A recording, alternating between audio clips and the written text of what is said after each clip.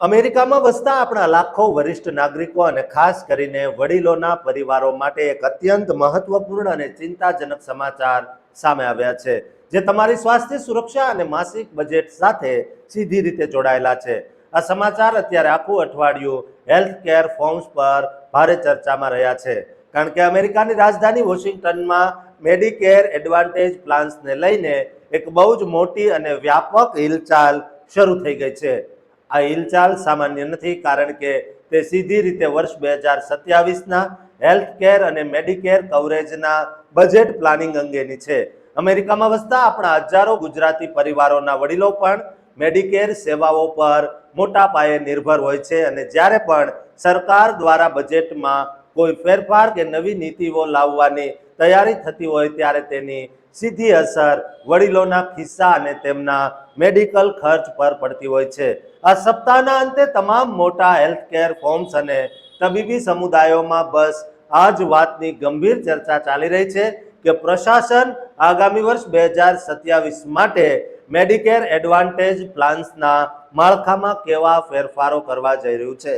સ્વાસ્થ્ય સેવાઓના નિયમો દર વર્ષે બદલાતા રહે છે, પણ આ વખતે જે રીતે વોશિંગ્ટનના સરકારી ગલીઓમાં બજેટ આયોજનને લઈને હિલચાલ તેજ બની છે, તે સંકેત આપે છે કે સરકાર મેડિકેર એડવાન્ટેજ પ્લાન્સના ફંડિંગ અને નિયમોને વધુ કડક કરી શકે છે.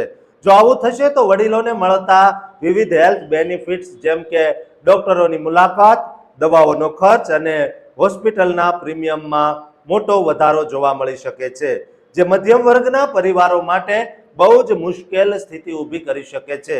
આપણા ઘણા ગુજરાતીઓ અમેરિકામાં પોતાના માતા પિતાની સ્વાસ્થ્ય સંભાળ રાખતા હોય છે, અને મોંઘવારીના આ જમાનામાં મેડિકેર એડવાન્ટેજ પ્લાન્સ તેમના માટે એકમાત્ર મોટો આર્થિક સહારો હોય છે.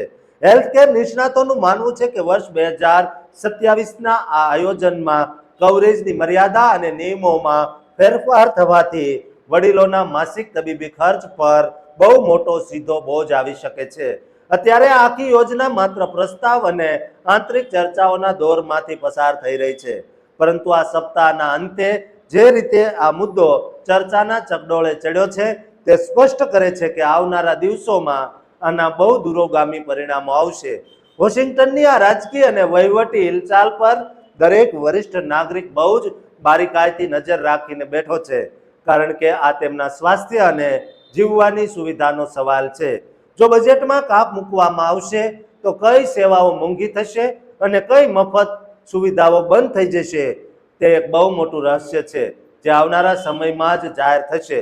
આ પરિસ્થિતિમાં દરેક પરિવારે અત્યારથી જ પોતાના ભવિષ્યના હેલ્થકેર ખર્ચનું પ્લાનિંગ બહુ જ સાવચેતીપૂર્વક કરવું પડશે, કારણ કે એક નાનો સરખો ફેરફાર પણ તમારી બચત પર પાણી ફેરવી શકે છે. દોસ્તો, આ વ્યાપક ચર્ચાઓ અને હિલચાલ વિશે આગામી દિવસોમાં સરકાર દ્વારા સત્તાવાર જાહેરાતો કરવામાં આવશે, પણ હાલમાં તો હેલ્થ કેર ફોર્મ્સ પર ચિંતાનો માહોલ સ્પષ્ટ જોઈ શકાય છે. દોસ્તો, અમેરિકામાં વસતા દરેક વડીલોને આ વિડીયો શેર કરજો, કારણ કે એમને સ્વસ્થ રહેવું હવે એમની પોતાની જવાબદારી બને તેવા દિવસો આવી ગયા છે. માટે તમામને કહેજો કે તેઓ સ્વસ્થ રહે, તંદુરસ્ત રહે અને મસ્ત રહે. સાથે આ ચેનલને સબસ્ક્રાઇબ કરવાનું પણ ન ચૂકે.